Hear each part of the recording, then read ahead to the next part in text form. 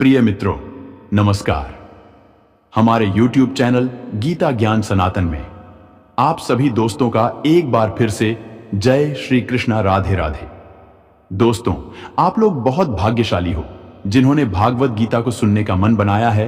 तो थोड़ी देर के लिए सब कुछ भूलकर भगवत गीता पर ध्यान दीजिए, क्योंकि यह हमारे हिंदू धर्म की सबसे पवित्र ग्रंथ है। इससे हमें अपने जीवन में बहुत कुछ सीखने को मिलेगा। श्रीमद् भागवत गीता के 18 अध्याय हैं और यह संस्कृत में परमात्मा द्वारा दी गई थी। समय के साथ संस्कृत भाषा रोजमर्रा की जिंदगी से निकल गई और यह ज्ञान मनुष्य से दूर हो गया। समय समय पर श्रीमद् भगवत गीता का साधारण अक्षरों में अनुवाद किया गया।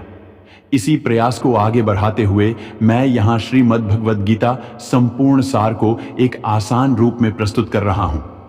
तो मित्रों, आइए श्रीमद् भगवत गीता को पूरा पढ़ के इस जिंदगी के असली मायने समझें और परमात्मा के साथ योग लगाए।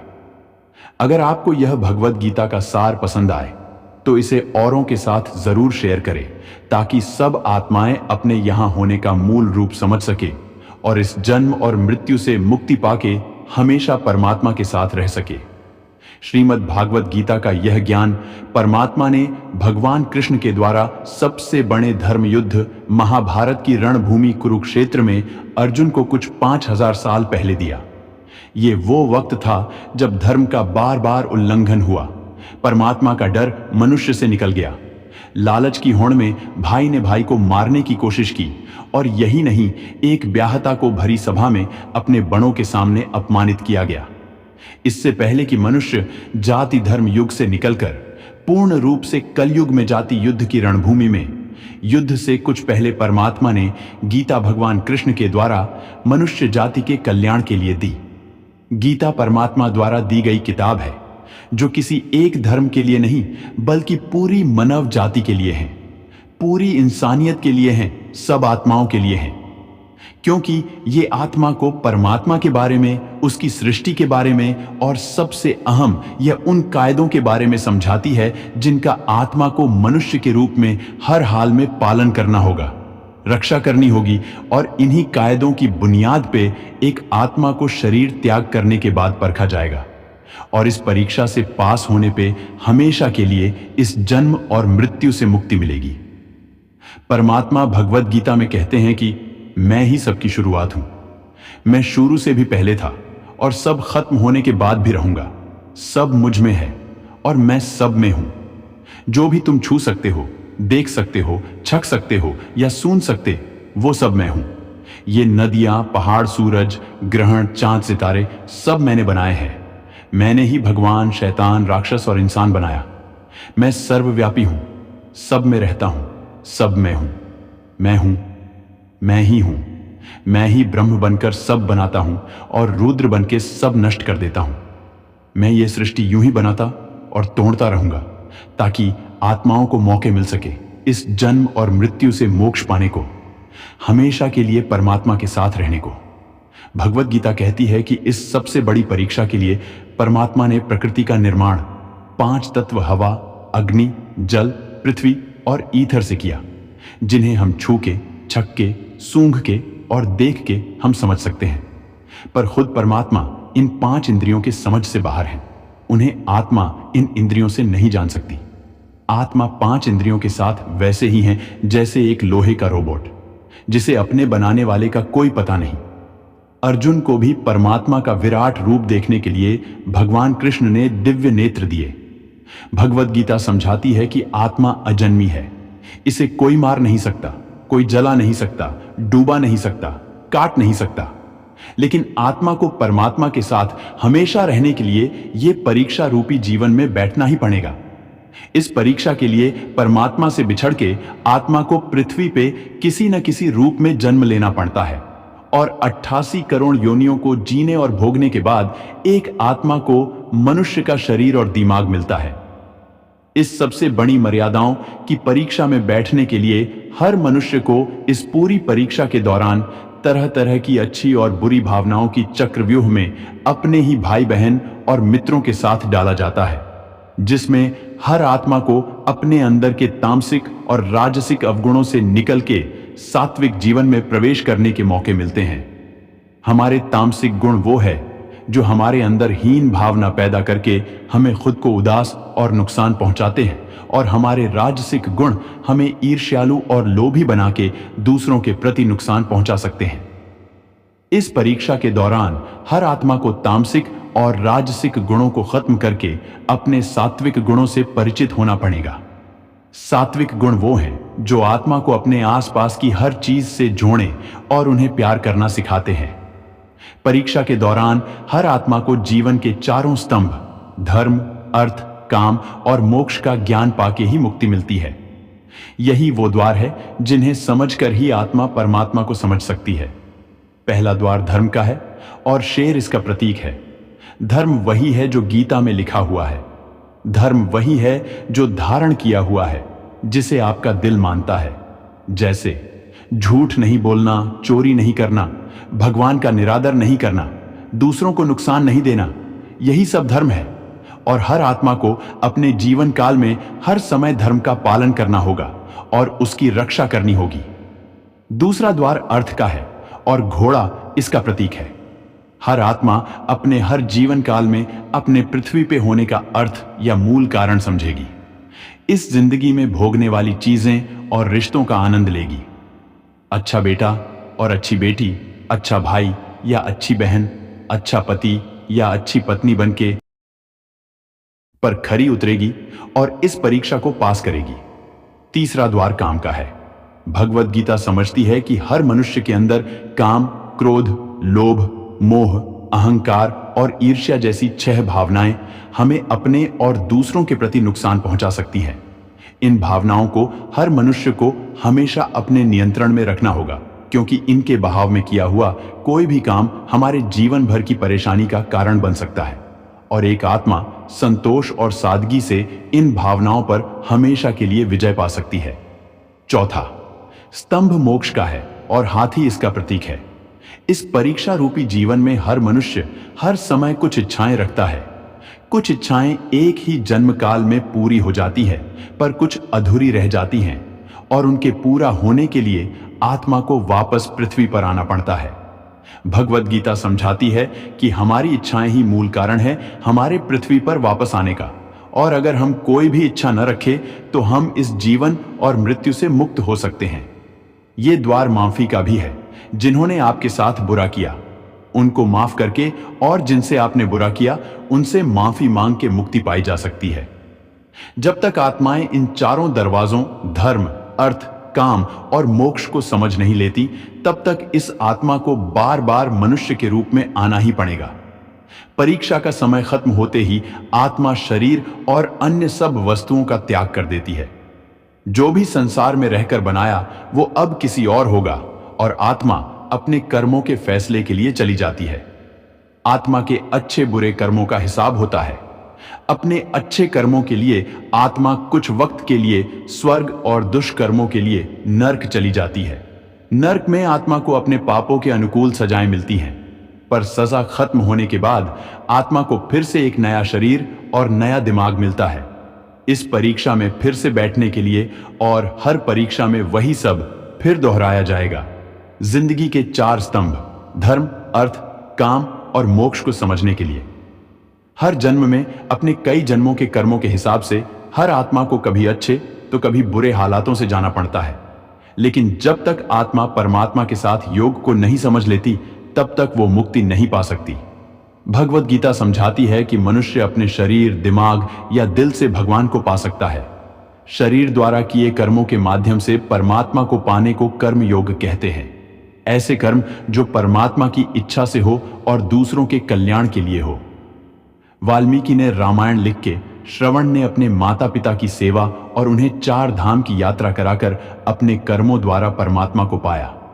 श्रीमद् भगवद गीता समझाती है कि एक आत्मा दिमाग से भी परमात्मा के साथ योग लगा सकती है। इसे राजयोग कहते हैं, क्योंकि दिमाग या मस्तिष्क सब इंद्रियों का राजा है। एक मनुष्य अपनी आस्था, श्वास प्रणाली, अभ्यास, साधना और तपस्या से परमात्मा को इस योग के रास्ते पा लेता है। इस योग को समझने के लिए हमें अपने अंदर की शक्तियों यानी चक्र और कुंडलिनी को समझना पड़ेगा। आत्मा मस्तिष्क से ध्यान लगाकर परमात्मा के साथ योग लगा सकती है। शंकराचार्य, स्वामी परमहंस, स्वामी विवेकानंद और उनके जैसे कई योगी इस योग के रास्ते परमात्मा के साथ संधि लगा पाए। परमात्मा भगवत गीता में कहते हैं कि अगर किसी आत्मा को धर्म ना भी समझ आए, योग न भी समझ आए, पर अगर वो मेरी शरण में आ जाए तो मैं उसके सारे पाप माफ कर देता हूं। परमात्मा को ऐसी दिल की गहराइयों से पुकार के पाने को भक्ति योग कहते हैं। चैतन्य महाप्रभु, मीराबाई और भगवान हनुमान इस योग के सबसे बड़े उदाहरण हैं। लेकिन कभी आत्मा अपने होने का मूल कारण भूल के धर्म का उल्लंघन करे या पाप के रास्ते पर निकल जाए तो उसे ठीक करने के लिए परमात्मा को खुद किसी रूप में पृथ्वी पर जन्म लेते हैं। गीता का पहला अध्याय जिसका नाम अर्जुन विशद योग और दूसरा अध्याय जिसका नाम सांख्य योग है, उसके आरंभ में अर्जुन ने श्री कृष्ण के आगे अपना दुख प्रकट किया है कि हे केशव, मैं कौरवों से कैसे युद्ध कर सकता हूं? यह सब तो मेरे अपने ही है। मैं कैसे भीष्म पितामह और द्रोणाचार्य से युद्ध करूंगा, क्योंकि वो दोनों मेरे पूजनीय हैं। इसीलिए इन गुरुजनों को मारने से तो अच्छा है मैं भिक्षा के अन्न को खाकर अपने जीवन का गुजारा करूं। और जिन कौरवों से मैं युद्ध करने जा रहा हूं, वह सब धृतराष्ट्र के पुत्र मेरे भाई ही हैं, मेरे अपने ही हैं। इन सब को मारने से अच्छा है कि मैं सन्यासी बन जाऊं। तो श्री कृष्ण ने अर्जुन से कहा कि यहां कौन अपना है और कौन पराया है। जो अधर्म करता है उसके साथ युद्ध करना तुझे मोक्ष और मुक्ति देगा। तू अपने इस मन के मोह को त्याग दे, नहीं तो सारा जग तेरी निंदा ही करेगा, तुझे डरपोक कहेगा।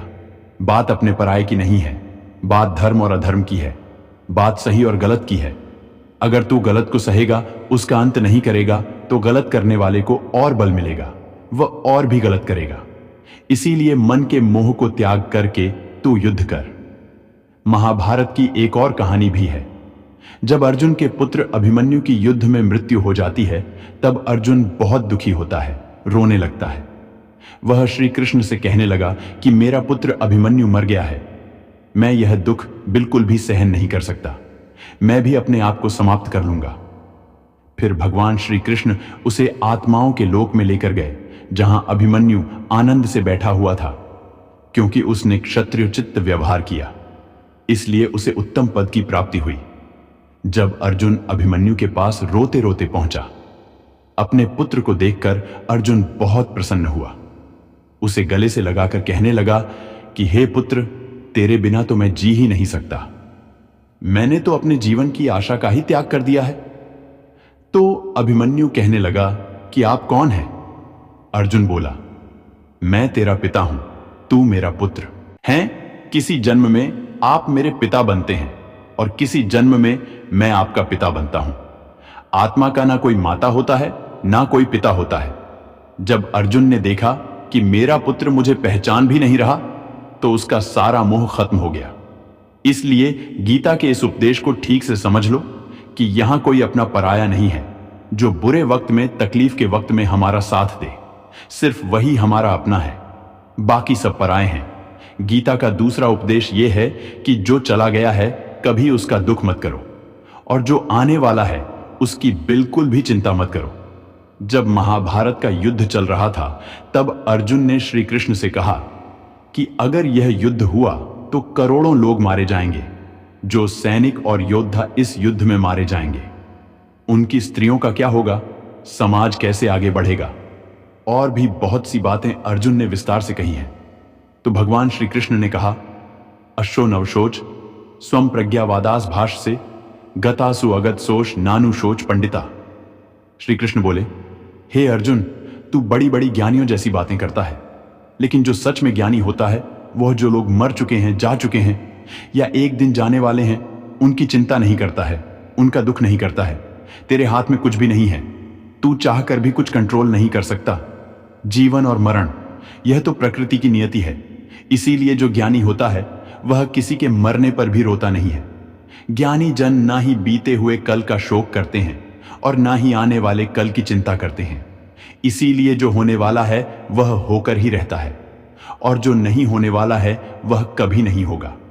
ऐसा निश्चय जिसको समझ में आ जाता है, जिसकी बुद्धि में आ जाता है, उसे कभी कोई चिंता नहीं सताती, कोई दुख नहीं सताता। हमारे सारे दुखों का कारण ही यही है। या तो हम जो वक्त गुजर चुका है उसे सोच सोच कर परेशान होते रहते हैं, या भविष्य की चिंता कर करके खुद को बीमार कर देते हैं, नष्ट कर देते हैं। गीता का ज्ञान हमें यही सिखाता है कि ना तो हम बीता हुआ कल बदल सकते हैं और ना ही आने वाले कल पर कंट्रोल कर सकते हैं। हमारे हाथ में सिर्फ वर्तमान है, सिर्फ आज का ही पल है हमारा। 69 पर तनाव और चिंताएं भूत भकाल और भविष्यकाल के बारे में सोचते रहने से होता है। हम हमेशा उसी में ही जीते रहते हैं, मगर वर्तमान में कभी नहीं जीते, इस पल को कभी नहीं जीते। जब आप वर्तमान का पूरा आनंद लेना सीख जाओगे, तभी आपकी जिंदगी से तनाव कम होगा, चिंताएं खत्म होगी। वर्तमान में जीना एक बहुत बड़ी उपलब्धि है। हमारे हाथ में भी सिर्फ आज का ही पल है। हमें जो भी करना है आज ही करना है। कभी भी यह सोचकर समय को नष्ट नहीं करना चाहिए कि अभी मेरे पास बहुत समय बचा है। एक गुरुजी ने अपने एक शिष्य को पारस का पत्थर दिया। उनका वह शिष्य बहुत आलसी था, हर काम को कल्प टाल देता था। तो गुरुजी ने उसे कहा कि मैं तुझे यह पारस पत्थर दे रहा हूं। इस पारस पत्थर से जब तू लोहे को स्पर्श करा तो वह लोहा स्वर्ण बन जाएगा, सोना बन जाएगा। और यह पारस पत्थर मैं तुझे 1 महीने के लिए दे रहा हूं। जब 1 महीना समाप्त हो जाएगा तब मैं तुझसे यह पत्थर वापस ले लूंगा। तब तक तू इस पत्थर को अपने पास ही रख। गुरुजी का वह शिष्य बाजार में लोहा खरीदने के लिए गया। जब बाजार में वह लोहा खरीदने पहुंचा तो उसे लोहे का वह रेट बहुत महंगा लगा। उसने ने कहा, थोड़े दिन रुक के ले लूंगा जब लोहे का रेट कम हो जाएगा। पर उसकी बुद्धि में यह बिल्कुल नहीं आया कि इस लोहे को मैं सोना बनाकर बहुत अधिक धन बना सकता हूं। लेकिन उसके मन की सुस्ती, उसके मन का आलस्य, उसकी वजह से उसने उस काम को कल पे टाल दिया। ऐसे ही करते करते पूरा महीना समाप्त हो गया। फिर गुरुजी उस शिष्य के पास आ पहुंचे कि बताओ तुमने कितना सोना बनाया। शिष्य बोला कि मैंने तो अभी सोना बनाना शुरू भी नहीं किया। तो गुरुजी ने कहा, मुझे मेरा वह पारस पत्थर वापस चाहिए। शिष्य बोला कि नहीं, मुझे थोड़ा वक्त दीजिए, मैं थोड़ा सोना बनाना चाहता हूं। गुरुजी ने कहा, यह पारस पत्थर पूरा 1 महीना तेरे पास था, पर तू कुछ नहीं कर पाया। लेकिन अब समय समाप्त हो चुका है। ऐसे ही यह हमारा जीवन है, हमारी जिंदगी है, और यह समय ही पारस पत्थर है। हम समय की एक एक पल से अपने जीवन को सोना बना सकते हैं। लेकिन हमें यह लगता है कि हमारे पास बहुत समय बचा है, एक दिन जिंदगी को जी लेंगे, एक दिन जिंदगी में खुश हो जाएंगे। लेकिन वह दिन कभी नहीं आता और हम जिंदगी भर भागते रहते हैं, चिंता करते रहते हैं, दुखी होते रहते हैं। लेकिन जिंदगी को जीना, खुश रहना हम भूल जाते हैं। इसलिए गीता का ज्ञान हमें यह सिखाता है कि आप आज में जीना सीखो, इस पल में जीना सीखो। गीता का तीसरा उपदेश यह है कि मौत से डरना बिल्कुल व्यर्थ है। श्री कृष्ण ने गीता में कहा है, यह संसार मृत्यु लोक है। जिसका भी जन्म हुआ है वह एक दिन जरूर मर जाएगा। जिसका आरंभ हुआ है उसका अंत अवश्य होगा। हम इसे रोक नहीं सकते। जैसे हम रोज कपड़े बदलते हैं, वैसे ही हमारी आत्मा नया शरीर धारण करती है। मृत्यु सिर्फ इस जीवन का एक नया आरंभ है, इस जीवन का अंत नहीं है। आत्मा कभी नहीं मर सकती और ना ही उसे कोई मार सकता है। लेकिन मौत का डर मनुष्य को सबसे ज्यादा लगा रहता है। मौत का दुख भी इंसान को सबसे ज्यादा होता है। एक पेड़ में 2 पक्षियों का जोड़ा रहता था। उन दोनों को एक दूसरे से बहुत प्रेम था। उन्होंने साथ जीने मरने की कस्में खाई थी। एक दिन वहां एक शिकारी आया और उसने एक तीर चलाकर वहां पेड़ पर बैठे मादा पक्षी को मार दिया। तो वह अकेला नर पक्षी रोने लगा कि मैं तुम्हारे बिना कैसे जी पाऊंगा। तुम्हारी जगह मेरी मृत्यु आ जाती, मेरा जीवन तुमको मिल जाता। वह रो रो के बहुत विलाप करने लगा। इतने में ही उस शिकारी ने दूसरा तीर चलाया और उस नर पक्षी को भी मार दिया। वास्तविकता में यह कहानी हमारी ही है। हम भी रोते रहते हैं जब कोई मरता है तो। लेकिन हमें यह नहीं पता कि एक ना एक दिन हमारा भी जीवन समाप्त हो जाएगा। हम भी उसी मृत्यु के पेड़ पर ही बैठे हैं। लेकिन शरीर का मिटना हमारा अंत नहीं है। श्री कृष्ण ने अर्जुन से कहा कि हे अर्जुन, तेरे और मेरे अनंत जन्म हुए हैं, तुझे कुछ भी याद नहीं है, लेकिन मुझे सब याद है। जो व्यक्ति इस सत्य को समझ ले कि मैं यहां इस संसार में कुछ समय के लिए आया हूं, उसकी जिंदगी के सारे झगड़े, सारे दुख, सारी चिंताएं ही समाप्त हो जाएंगी। जब इस संसार से जाना ही है तो दुख किस बात का। पहले के जमाने में साधु महात्मा लोग पैदल यात्रा करते थे। यात्रा करते करते वह एक नगर में पहुंचे। वह महात्मा बहुत थक चुके थे। उस नगर में उन्होंने एक महल देखा और उन्होंने उस महल में जाकर विश्राम करने का सोचा और वह महल में जाकर सो गए। जब उस महल में वहां का राजा पहुंचा तो अपने पलंग पर उस महात्मा को सोता देखकर बहुत हैरान हो गया। राजा उस महात्मा से पूछने लगा कि तुम मेरे महल में कैसे घुस आए और मेरे बिस्तर पर सो रहे हो। महात्मा कहने लगा, यह तुम्हारा महल है, मुझे तो लगा यह धर्मशाला है। तो राजा ने कहा, आपको मेरा महल धर्मशाला कैसे लगा? तो महात्मा ने राजा से प्रश्न किया कि तुमसे पहले इस महल में कौन रहता था? तो वह राजा बोला कि मुझसे पहले मेरे पिता यहां पर रहते थे और उससे पहले मेरे दादाजी यहां पर रहते थे। तो महात्मा ने फिर प्रश्न किया कि क्या तुम इस महल में हमेशा रहोगे या तुम्हारे बाद कोई और रहेगा? तो राजा कहने लगा कि मेरे बाद मेरा पुत्र इस महल में रहेगा। तो महात्मा राजा से कहने लगे कि जिस जगह पर रहने वाले बार बार बदल जाते हो उसे घर कैसे कह सकते हो? वो तो धर्मशाला ही है। इसीलिए तेरे महल को धर्मशाला समझकर मैं इसमें रात बिताने के लिए आ गया। धर्मशाला जान जग को जीव सब मेहमान है, मोह किससे मत करो, सब स्वप्न का सामान है। यदि हम भी इस बात को समझ ले कि हम यहां कुछ समय के लिए आए हैं, आनंद करने के लिए आए हैं, खुश रहने के लिए आए हैं, तो हमारे सारे दुख ही समाप्त हो जाएं। जब हम अपना मोह यहां जमा लेते हैं, अपना दावा यहां जमा लेते हैं कि यह मेरा है, इसे मैं छोड़ नहीं सकता, इसके बिना मैं जी नहीं सकता, तो हमारा जीवन दुखों से भर जाता है। इसलिए जीवन में मृत्यु का भय त्याग करके जीवन का प्रतिफल आनंद लेना चाहिए।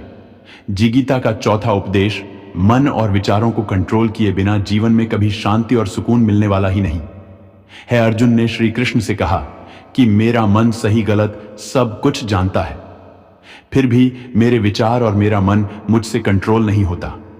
मैं जो करना चाहता हूं वह कर नहीं पाता हूं, और जो नहीं करना चाहता हूं वह मेरा मन मुझसे जबरदस्ती करवाता है। इसीलिए मैं बेचैन हो गया हूं, मुझे शांति प्राप्त नहीं हो रही।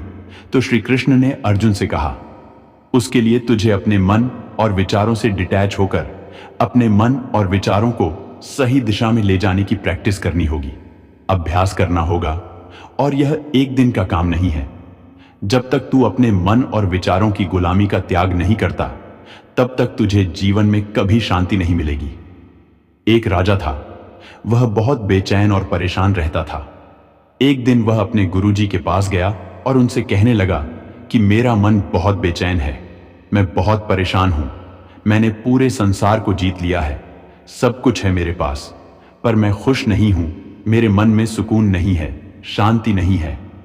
तो गुरुजी ने राजा से कहा कि तुम्हारे नगर में अगर कोई ऐसा व्यक्ति है जिसने सुकून को प्राप्त कर लिया है, शांति को प्राप्त कर लिया है, तुम उसका एक बार कुर्ता पहन लो तो तुम्हारे जीवन में भी शांति आ जाएगी। राजा बहुत प्रसन्न हो गया कि यह तो बहुत आसान काम है। वह अपने राजमहल में आया और राजसभा में वह सबसे कहने लगा कि आप लोगों में से जो भी शांत हो चुका हो, जिसे सुकून मिल गया हो, वह अपना कुर्ता मुझे दे दे। वह बदले में जितना भी धन मांगेगा मैं उसे दे दूंगा। सब लोग एक दूसरे का मुंह देखने लगे। पैसों का लालच आया, लेकिन सबको एक दूसरे की सच्चाई पता थी, क्योंकि किसी की जिंदगी में भी शांति और सुकून नहीं था। सब अपना सर झुकाकर वहां पर खड़े हो गए। फिर उस राजा ने पूरे नगर में ढंढोरा बटा दिया कि जिसे भी शांति प्राप्त हो चुकी हो, सुकून प्राप्त हो चुका हो, वह मेरे पास आकर अपना कुर्ता दे दे। वह जितना कहेगा उससे उतना ही धन दिया जाएगा। लेकिन एक भी व्यक्ति ऐसा नहीं मिला जिसे शांति प्राप्त हो चुकी हो। वास्तविकता में जब कोई मरता है तब हम कहते हैं कि वो फलां व्यक्ति आज शांत हो गया। कभी किसी जिंदा इंसान के लिए नहीं सुना कि एक जीता जागता इंसान शांत हो गया है। राजा के सैनिक पूरे शहर में ढूंढते रहे। फिर उन्हें पेड़ के नीचे एक महात्मा तपस्या करता दिखा, जिसके चेहरे पर एक शांति थी, सुकून था। वो सैनिक उस महात्मा के पास आकर पूछने लगे कि क्या आपने शांति प्राप्त कर ली है, सुकून प्राप्त कर लिया है? महात्मा ने कहा, मैं पूरी तरह से शांत हूं। तो सैनिक उसे राजा के पास ले आए। राजा ने उस महात्मा से प्रश्न किया कि क्या आपको शांति और सुकून प्राप्त हो चुके हैं? वो महात्मा कहने लगे, महाराज, मैं पूरी तरह से शांत हूं। मुझे कोई चिंता नहीं, मुझे किसी चीज की लालच नहीं, मुझे कोई इच्छा नहीं है। तो राजा भी बहुत प्रसन्न हो गए कि आखिर वह व्यक्ति मिल ही गया जिसे शांति की प्राप्ति हो चुकी है, इसे सुकून प्राप्त हो चुका है। तो राजा उस महात्मा से कहने लगे कि हे महात्मा, आप कृपया करके अपना कुर्ता मुझे दे दीजिए, बदले में आप जो मांगेंगे मैं आपको दे दूंगा। वह महात्मा कहने लगे कि महाराज, सुकून और शांति तो मुझे मिल चुके हैं, लेकिन क्या करूं, मेरे पास कुर्ता ही नहीं है पहनने के लिए जो मैं आपको दे सकूं। जब राजा ने उस महात्मा की यह बात सुनी कि इस महात्मा के पास कुर्ता भी नहीं है पहनने के लिए, उसके बाद भी यह महात्मा एकदम शांत है, इसके जीवन में सुकून है। मैं सारी जिंदगी धन को जोड़ने में लगा रहा, दुनिया जीतने में लगा रहा, लेकिन मुझे शांति नहीं मिली, सुकून नहीं मिला, क्योंकि शांति और सुकून बाहर की चीज नहीं है, अपने भीतर की चीज है। इसीलिए जब तक कोई व्यक्ति अपने मन और विचारों को कंट्रोल नहीं करता, तब तक उसके जीवन में सुकून और शांति नहीं आती। और गीता का उपदेश हमें यही सिखाता है कि जीवन में शांति चाहिए तो मन को शांत करना सीखो। गीता का 5वां उपदेश यह है कि वासना, क्रोध और लालच सर्वनाश का कारण है, नरक का द्वार है। जिस भी मनुष्य में यह 3 अवगुण होते हैं, वह हमेशा दूसरों को दुख पहुंचाकर अपने ही सुख और स्वार्थ की पूर्ति करता रहता है। किसी भी चीज की हद से ज्यादा वासना करना और क्रोधी स्वभाव होना और मन में लालच होना उसके जीवन के सुख को समाप्त कर देते हैं, उसके सारे रिश्तों में जहर भर देते हैं। इन्हें नरक का द्वार इसीलिए कहा गया है क्योंकि जिस इंसान में अत्यधिक क्रोध है, लालच है, वासना है, उसका पूरा जीवन जहर से भर जाता है। उसको मरने के बाद नहीं जीते जी, यहीं पर नरक का दर्शन होता है। गीता का 6ठा उपदेश यह है कि सब भगवान एक है, कोई छोटा बड़ा नहीं है, सब एक परब्रह्म परमात्मा के अलग अलग रूप और नाम है। श्री कृष्ण ने गीता के 10वें अध्याय विभूति योग में बताया है कि जितने भी जगत के देवी देवता हैं, वह सब मेरी ही विभूति है। मैं ही शिव हूं, मैं ही इंद्र हूं, मैं ही यक्ष राज कुबेर भी हूं, मैं ही अग्निदेव हूं, देवताओं के गुरु बृहस्पति भी मैं हूं, समुद्र भी मैं ही हूं, अक्षरों में ओम भी मैं ही हूं, काल का महाकाल भी मैं ही हूं, सारे जगत का नाश, उत्पत्ति और पालन करने वाला भी मैं ही हूं। श्री कृष्ण ने अर्जुन से कहा कि मेरी विभूतियों का कोई अंत नहीं है, इसलिए सब भगवान, सब नाम, सब देवता मेरे ही रूप हैं। इसीलिए तो किसी भी देव या ईश्वर में कभी भेद बुद्धि मत करना, कभी किसी को छोटा बड़ा मत समझना। और गीता का उपदेश हमें यह सिखाता है, कभी भी किसी दूसरे के इष्ट को छोटा नहीं समझना चाहिए, या इस बात पर झगड़े फसाद नहीं करने चाहिए कि कौन बड़ा है और कौन छोटा है। गीता का 7वां उपदेश यह है, सुख की इच्छा ही आखिर में हमारे दुखों का कारण बनती है। श्री कृष्ण ने अर्जुन से कहा कि मनुष्य जितना सुखों की लालसा और इच्छा करता है, उतना ही उसकी इंद्रियां सुख भोग में आसक्त हो जाती हैं, उतना ही इंसान का मन संसार के सुख और आकर्षण का गुलाम बन जाता है। और जितना सुख के पीछे भागेगा, उतना ही उसे दुख के अनुभव से भी गुजरना पड़ेगा, क्योंकि यह संसार का नियम ही है। जो चीजें शुरू में मन को बहुत आकर्षित करती हैं, बाद में बहुत दुख देती हैं, और जो चीजें शुरू में मुश्किल लगती हैं, कठिन लगती हैं, बाद में हमें बहुत काम आती हैं। गीता का 8वां उपदेश यह है, जो भी मनुष्य दुनिया के सारे सहारे छोड़कर सिर्फ भगवान को ही अपना सहारा मान लेता है, उसकी हर जरूरत वह ईश्वर पूरी करता है, उसकी हर प्रकार से रक्षा वह परमात्मा ही करता है। अनन्या च तयो माम या जना पर उपासते तेषाम नित्याभियुक्ता नाम योगक्षेम वहा। जो भी व्यक्ति मुझे ही अपना सहारा मानता है, उसका योगक्षेम मैं वहन करता हूं। योगक्षेमम वहां हम, अर्थात जो चीज नहीं मिली है उसकी प्राप्ति कराना उसका नाम योग है, और जो चीज जीवन में मिली हुई है उसकी रक्षा करना उसका नाम क्षेम है। तो श्री कृष्ण कहते हैं, जो मुझ पर डिपेंड हो जाते हैं, उनको जो चाहिए वो मैं जरूर देता हूं, और उनकी हर प्रकार से मैं रक्षा भी करता हूं। गीता का 9वां उपदेश यह है कि इस संसार में हमारा कुछ भी नहीं है। गीता सार में आपने कई बार सुना होगा कि तुम्हारा क्या गया, जो तुम रोते हो, तुम क्या लाए थे जो तुमने खो दिया, तुमने क्या पैदा किया जो नष्ट हो गया, तुमने जो लिया यहीं से लिया, जो कुछ भी दिया यहीं पर दिया जो आज तुम्हारा है कल किसी और का होगा, क्योंकि परिवर्तन इस संसार का नियम है। कल तक जिसके बिना आप जी नहीं सकते थे, आज उनसे कोई रिश्ता ही नहीं है, बातचीत तक नहीं है। कहां गए वह जीवन भर के सारे रिश्ते, वह सारे मित्र जो साथ जीने मरने की बातें करते थे? आज पता भी नहीं कि वह लोग कहां चले गए। यह संसार परिवर्तनशील है, सब लोग यहां बदल जाते हैं, हर रिश्ता बदल जाता है। और तो और ये हमारा शरीर भी हर दिन बदल रहा है, बचपन से जवानी, जवानी से बुढ़ापा, और एक दिन ये शरीर हमारा साथ छोड़ देता है। तो किसके लिए रोना और किसकी चिंता करना? हम सारी जिंदगी चीजों को, रिश्तों को, जिंदगी को बनाने में, सजाने में, संवारने में लगे रहते हैं, लेकिन एक दिन सब कुछ बिखर जाता है। सारी जिंदगी जिस संपत्ति, जिन रिश्तों के लिए हम लड़ते रहते हैं, एक दिन सब कुछ छोड़ करके हमें इस दुनिया से जाना पड़ता है। गीता का 10वां उपदेश हमें यह सिखाता है कि किसी से भी हद से ज्यादा मोह कभी मत करना। श्री कृष्ण ने गीता का पूरा ज्ञान ही अर्जुन के मोह को नष्ट करने के लिए कहा है। यह मोह ही है जो इंसान को सबसे ज्यादा रुलाता है। मोह इतना बलवान है कि शेर जैसे इंसान को भी गीदड़ बना देता है, जो अर्जुन युद्ध में देवताओं से भी जीत गया। पर अपने रिश्तेदारों को युद्ध में देखकर उसका हाथ कांपने लगा। वह बोला, हे केशव, मेरे हाथ में धनुष पकड़ने की ताकत भी नहीं बची है, मेरे हाथ कांप रहे हैं, मैं युद्ध नहीं कर पाऊंगा। यह मोह इतना पेनफुल होता है जिसकी पीड़ा ना सह पाने के कारण कई लोग अपनी जिंदगी खत्म कर देते हैं, आत्महत्या तक लेते हैं कि उस व्यक्ति के बिना हम जी नहीं पाएंगे। जीवन में किसी से भी हद से ज्यादा मोह करोगे तो जीवन भर पीड़ा का ही सामना करना पड़ेगा।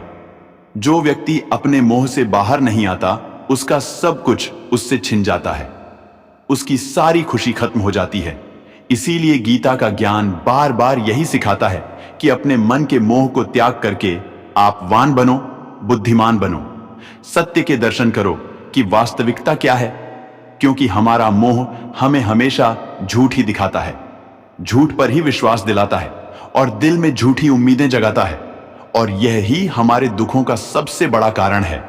हम ही मोह कर लेते हैं, हम ही लोगों से उम्मीद लगा बैठते हैं, पर वास्तविकता बिल्कुल अलग होती है। लोग वैसे नहीं होते जैसे हम मान लेते हैं, जैसा हम समझ लेते हैं, क्योंकि मोह के कारण हमें सच्चाई नहीं दिख पाती, लोगों का असली चेहरा नहीं दिख पाता।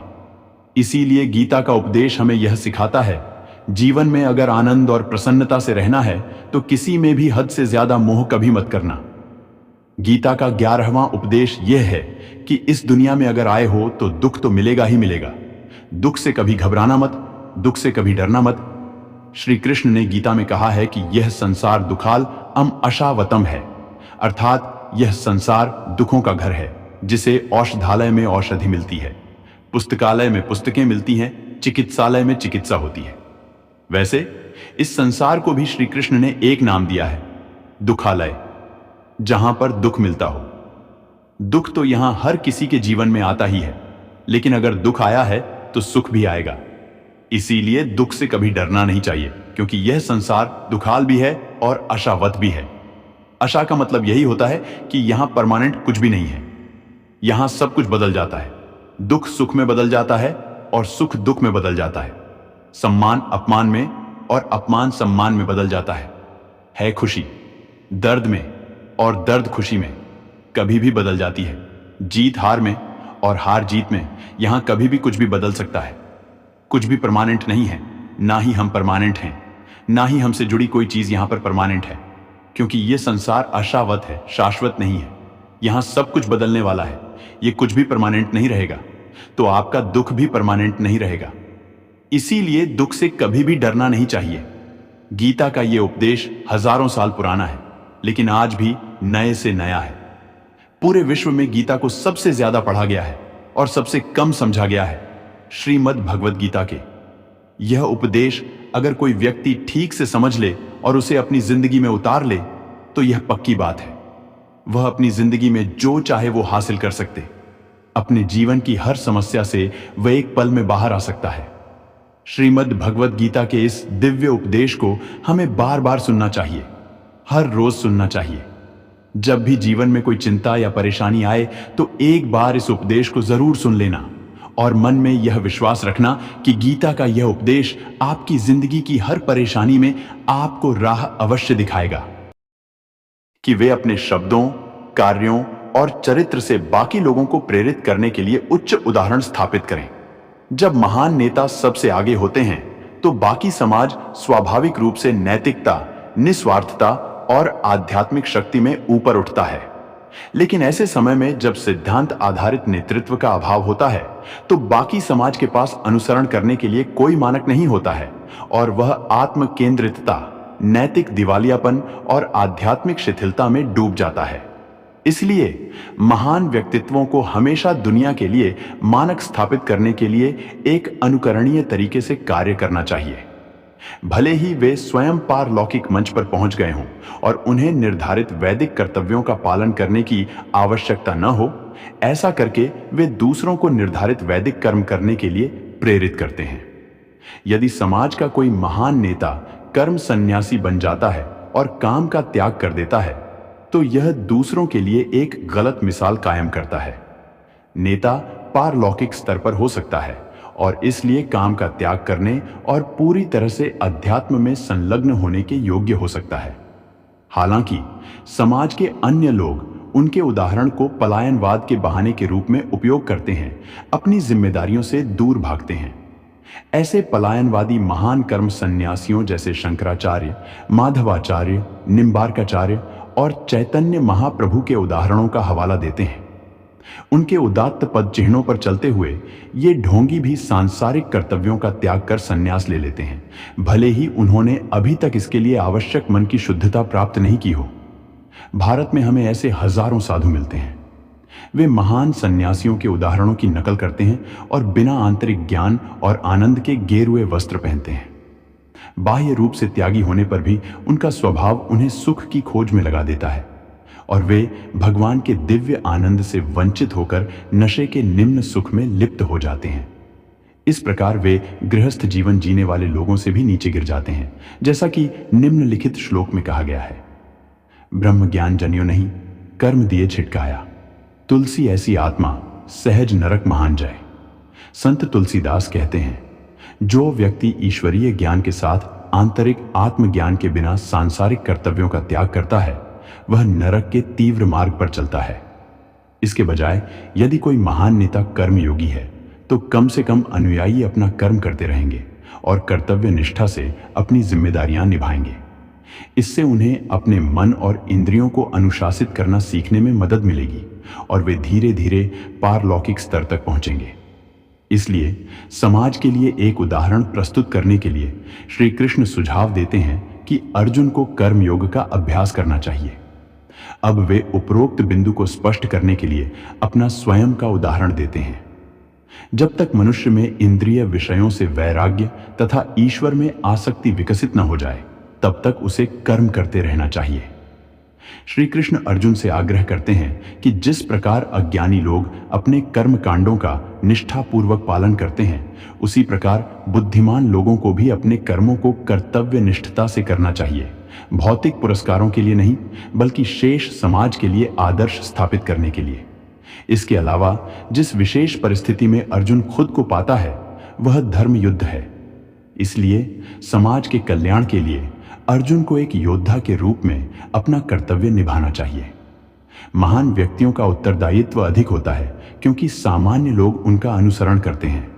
इसलिए श्री कृष्ण कहते हैं कि बुद्धिमान लोगों को ऐसा कोई कार्य नहीं करना चाहिए या कोई ऐसा कथन नहीं करना चाहिए जो अज्ञानी को पतन की ओर ले जाए। यह तर्क दिया जा सकता है कि यदि बुद्धिमान व्यक्ति अज्ञानी के प्रति दया रखते हैं तो उन्हें सर्वोच्च ज्ञान ईश्वर साक्षात्कार का ज्ञान देना चाहिए। भगवान कृष्ण इस तर्क को निष्प्रभावी करते हुए कहते हैं कि न बुद्धि भेदम जनियेत, अर्थात अज्ञानी को श्रेष्ठ निर्देश देकर कर्तव्य त्यागने के लिए नहीं कहा जाना चाहिए जिसे समझने के लिए वे योग्य नहीं हैं। भौतिक चेतना में लोग आमतौर पर केवल दो विकल्पों पर विचार करते हैं, या तो वे फलदायी परिणामों के लिए कड़ी मेहनत करने को तैयार हैं या वे इस तर्क पर सभी प्रयासों को त्यागना चाहते हैं कि सभी कार्य श्रम साध्य दर्दनाक। एक समझदार व्यक्ति वही है जो दूसरों को देखकर उनकी विशेषताओं से सीखता है, उनसे तुलना नहीं करता। शस्त्र केवल शरीर को घायल कर सकते हैं, किंतु शब्द आत्मा को भी घायल कर देते हैं। जो मनुष्य अपने को परमात्मा से अलग नहीं समझता है और ना ही इस शरीर से अपना कोई संबंध मानता है, वह सदा के लिए जन्म मरण से मुक्ति पा लेता है। खुश रहना है तो जिंदगी के फैसले अपनी परिस्थितियों को देखकर ले। दुनिया को देखकर जो फैसले लेते हैं वे हमेशा दुखी रहते हैं। जो व्यक्ति आध्यात्मिक जागरूकता के शिखर तक पहुंच चुके हैं, उनका मार्ग है निस्वार्थ कर्म, और जो भगवान के साथ संयोजित हो चुके हैं, उनका मार्ग है स्थिरता और शांति। श्री कृष्ण कहते हैं, जो इंसान सिर्फ खुद के लिए जीता है उसका एक दिन मरण होगा, और जो इंसान दूसरों के लिए जीता है उसका सदैव स्मरण होगा। दूसरों को नियंत्रित करने वाला शक्तिशाली हो सकता है, लेकिन स्वयं को नियंत्रित करने वाला उससे भी अधिक शक्तिशाली होता है। जो आप पाना चाहते हैं मांगने से नहीं मिलेगा, आपको उसके लायक बनना होगा। अहंकार मनुष्य से वह सब कुछ करवाता है जो अंत में उसी के विनाश का कारण बनता है। इसलिए जीवन में जितना जल्दी हो सके अपना अहंकार त्याग दें। कुएं में उतरने के बाद बाल्टी झुकती है, लेकिन झुकने के बाद भरकर ही निकलती है। जीवन भी कुछ ऐसा ही है, जो झुकता है वह अवश्य ही कुछ न कुछ लेकर ही उठता है। यही जिंदगी जीने का सार है। कर्म तेरे अच्छे हैं तो किस्मत तेरी दासी है। नियत तेरी अच्छी है तो घर में मथुरा काशी है। हमेशा याद रखिए, जो होता है अच्छे के लिए होता है। कभी कभी विपरीत परिस्थितियां हमारी वर्तमान स्थिति को अच्छा करने के लिए आती है। गीता में श्री कृष्ण ने कहा है कि मनुष्य को फल की इच्छा छौ डांत कर कर्म पर ध्यान देना चाहिए। मनुष्य जैसा कर्म करता है उसे फल भी उसी के अनुरूप मिलता है। इसलिए व्यक्ति को अच्छे कर्म करते रहना चाहिए। हमारा मन ही हमारे दुखों का कारण होता है। ऐसे में श्री कृष्ण ने गीता में कहा है कि जिस व्यक्ति ने अपने मन पर काबू पा लिया, वह मन में पैदा होने वाली बेकार की चिंताओं और इच्छाओं से भी दूर रहता है। साथ ही व्यक्ति को अपने लक्ष्य को भी आसानी से प्राप्त कर लेता है। क्रोध में व्यक्ति नियंत्रण खो बैठता है और आवेश में आकर गलत कार्य कर देता है। यहां तक कि कभी कभी गुस्से में व्यक्ति खुद का अहित कर बैठता है। गीता में श्री कृष्ण ने बताया है कि क्रोध को खुद पर हावी नहीं होने देना चाहिए। यदि गुस्सा आए तो स्वयं को शांत रखने का प्रयास करें। कामयाब होना है तो एक बात गांठ बांध लो, पांव भले ही फिसल जाए लेकिन जुबान कभी नहीं फिसल चाहिए। परिवार को मालिक बनकर नहीं बल्कि माली बनकर संभालो, क्योंकि जो ध्यान तो सबका रख पर अधिकार किसी पर नहीं जताता हो। श्री कृष्ण कहते हैं, आलसी व्यक्ति कभी सफल नहीं हो सकता। जिसको जीवन में आराम करना बेहद प्यारा है, उसे मेहनत करना अच्छा नहीं लगता। भला वह व्यक्ति कैसे सफल हो सकता है? इसलिए अगर आप कोई काम करना चाहते हैं तो अभी से आलस को त्याग दीजिए। अपने काम को कभी कल पर नहीं टालना चाहिए, क्योंकि ऐसा व्यक्ति समय को महत्वपूर्ण ना समझकर उसे व्यर्थ ही गंवाता है और अंत में उसके पास कुछ भी करने के लिए समय नहीं बचता। साथियों, जरा सोचिए, एक गलत पासवर्ड से अगर आपका मोबाइल नहीं खुल सकता तो गलत तरीके से जीवन जीने से खुशियों के दरवाजे भला कैसे खुलेंगे? दूसरों की जिंदगियों में झांकने से कुछ नहीं मिलने वाला। यकीन मानिए, आपकी जिंदगी में भी ऐसा बहुत कुछ है जो इंतजार कर रहा है कि आप अपनी जिंदगी में झांके। गीता के अनुसार व्यक्ति को संदेह या संशय का स्थिति में नहीं रहना चाहिए। जो लोग संशय का स्थिति में रहते हैं उनका भला नहीं हो सकता है। जीवन में स्पष्ट जरिया होना चाहिए। श्री कृष्ण कहते हैं, वह किसी के भाग्य के निर्माता नहीं है, व्यक्ति खुद अपना भाग्य लिखता है। आप जैसा बीज बोएंगे आप वैसी ही फसल काटेंगे। आप जैसा कर्म करेंगे आपको वैसे ही परिणाम मिलेंगे। यदि विद्यार्थी मन लगाकर मेहनत करेंगे तो परीक्षा में अवश्य सफल होंगे। इसीलिए हर व्यक्ति का भाग्य भी तभी बदलेगा जब वह अपना कर्म करेगा, संदेह से परे होकर। जब आप भगवान से प्यार करते हैं तो आप हर चीज से प्यार करते हैं। संसार में सबसे ताकतवर व्यक्ति वही होता है जो धोखा खाने के बाद भी लोगों की भलाई करना नहीं भूलता। श्री कृष्ण कहते हैं, सीधे इंसान को कभी धोखा मत देना, क्योंकि सीधे इंसान का जवाब ऊपर वाला अलग तरीके से देता है। हर जलते दिए तले अंधेरा होता है, हर रात के पीछे सवेरा होता है। लोग डर जाते हैं मुसीबत देखकर, मगर हर मुसीबत के पीछे सफलता होती है। अपनी वर्तमान अवस्था से मुक्त होना चाहते हो तो अपनी मानसिक निर्बलता को दूर करो। मजबूत मन के साथ ही परिवर्तनशील निर्णय लिए जा सकते हैं। उस मनुष्य की ताकत का कोई मुकाबला नहीं कर सकता जिसके पास सब्र की ताकत होती है। गलत लोगों की हार उसी वक्त तय हो जाती है जब सही लोग अपने आप चुप हो जाते हैं। यह आवश्यक नहीं कि हर स्थान पर हम उत्तर दें। कुछ बातें हमें ईश्वर को ही सौंप देनी चाहिए, क्योंकि जब ईश्वर उत्तर देता है तो सारा संसार मौन होकर सुनता है। मन कभी सही सोचता है तो कभी गलत, क्योंकि आत्मा में प्यार का संस्कार भी है और नफरत का भी। जिस संस्कार को ज्यादा इस्तेमाल करोगे वही आपका स्वभाव बनता जाएगा। अब यह आपका चुनाव है। क्या आप प्यार चुनते हो या नफरत? नफरतों में क्या रखा है? मोहब्बत से जीना सीखो, क्योंकि यह दुनिया ना तो तुम्हारा घर है ना ही तुम्हारा ठिकाना। जब दिल में मैल, तबीयत में जिद और शब्दों में मुकाबला आ जाए तो यह तीनों जीत जाते हैं। तो दोस्तों, यह मोटिवेशनल वीडियो आपको कैसी लगी? हमें लाइक कमेंट करके जरूर बताएं। वीडियो को दोबारा सुनने के लिए हमारे चैनल को सब्सक्राइब जरूर करें। जय श्री कृष्णा, राधे राधे।